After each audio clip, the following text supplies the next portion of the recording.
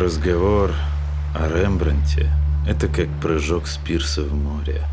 Ты не знаешь, холодная ли вода, сколько камней на дне. Это предвкушение и сомнение, заставляющие нервно дрожать твои руки. Победить это можно только одним способом. Прыгнуть с разбега, ощущая, как колотится сердце, и как в один момент весь мир вокруг тебя уносится куда-то вдаль. И ты теперь наедине с чем-то абсолютно новым.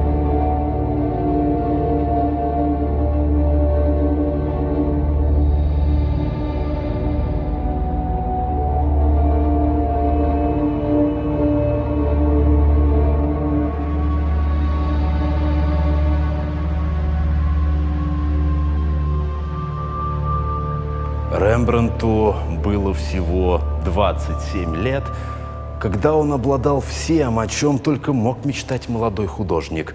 Собственный дом, собственная студия, ученики. К нему, за тем, чтобы он написал их портрет, выстраиваются самые богатые люди из Амстердама, жемчужины всей Северной Европы, Северной Венеции, как его тогда называли. И несмотря на это, Рембрандт продолжает работать для себя, продолжает работать над развитием своего таланта. Ему уже не хочется быть просто бледной тенью легендарного Рубенса. Он хочет создать свой собственный стиль. И в этот момент он пишет эту картину. Это «Снятие с креста», второй вариант, 1634 года. Все свободное время Рембрандт Хармес ван Рейн тратил на изучение мимики. Он часами стоял у зеркала и строил рожи, которые потом переносил углем на бумагу. Ему важно было поймать малейшие оттенки эмоций. Лицо человека, по мнению художника, было зеркалом души. Но портреты – не единственное, в чем преуспел Рембрандт. Игра света-тени, которую так развивал в своей живописи Караваджо, у нашего мастера приобрела поистине гигантский размах. Вы просто не можете пройти мимо снятия с креста в Эрмитаже. В одном моменте художнику удалось изобразить всю суть христианства, рассказать одну из величайших человеческих историй максимально честно и трогательно, так, как не делал никто ни до, ни после него.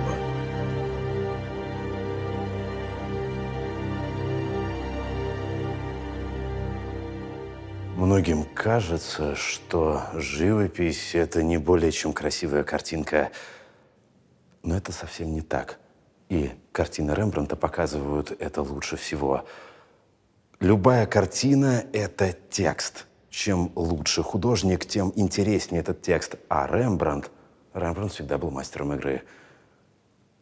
Игра света-тени достигает у него невообразимого мастерства. Обратите внимание, единственная главная подсвеченная здесь фигура – это фигура самого Спасителя. На него направлен фонарь в руках мальчика. Но давайте зададимся вопросом. Фонарь не может дать столь яркого освещения. Тело Христа отражает свет подобно зеркалу, фактически само становясь источником освещения. И дальше мы видим, что на картине есть другое пятно света.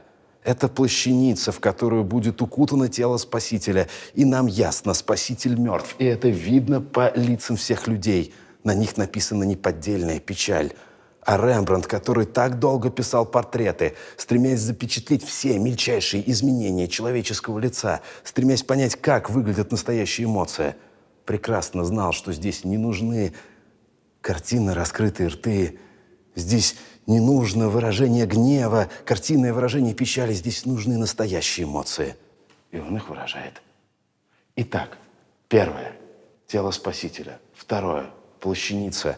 Но здесь возникает вопрос. Дело в том, что любая картина религиозного сюжета может быть вписана в треугольник. По какой причине? Треугольник – символ триединства Бога. Итак, смотрим. Тело Спасителя, плащаница, вторая по освещению. И свет затухает, пока не переходит в абсолютную темноту. И именно в этой темноте находится фигура, которая устанавливает единственный зрительный контакт с тем, кто смотрит на картину. Это дьявол, скрывающийся в кустах чертополоха. Получается интересное изображение самой простой идеи. Если добро есть свет, то что есть тьма? И что есть зло? Зло – это тьма, а тьма – это всего лишь отсутствие света.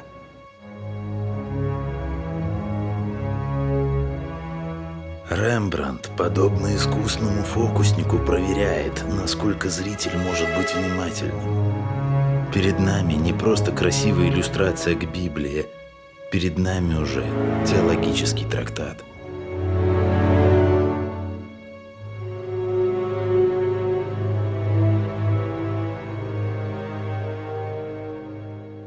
Рембрандту не хотелось делать стандартные изображения. Ему не нужны были картинные эмоции, раскрытые в гневе рты, печальные закатанные глаза. Нет, ему нужно было настоящее чувство.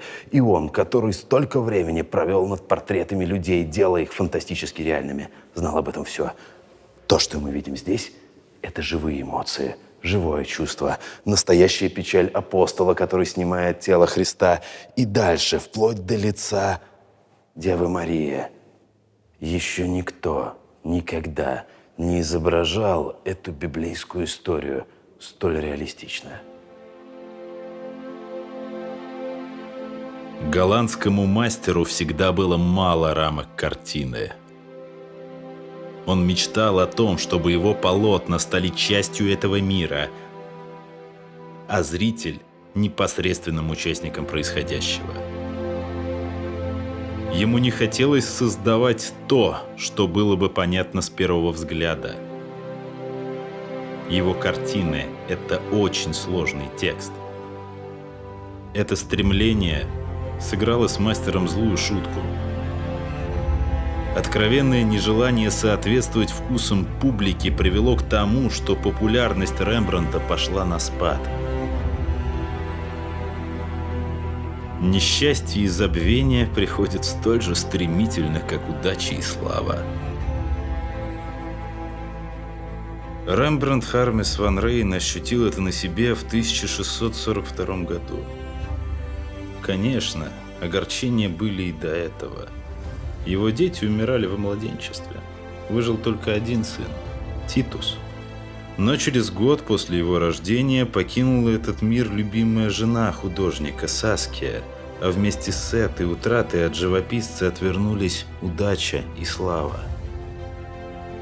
Рембрандт легко бы мог приспособиться под последние модные тенденции в искусстве и вновь получать большие деньги за свои полотна. Но живописец был убежден в том, что должен создать абсолютно новый стиль. И ему это удалось.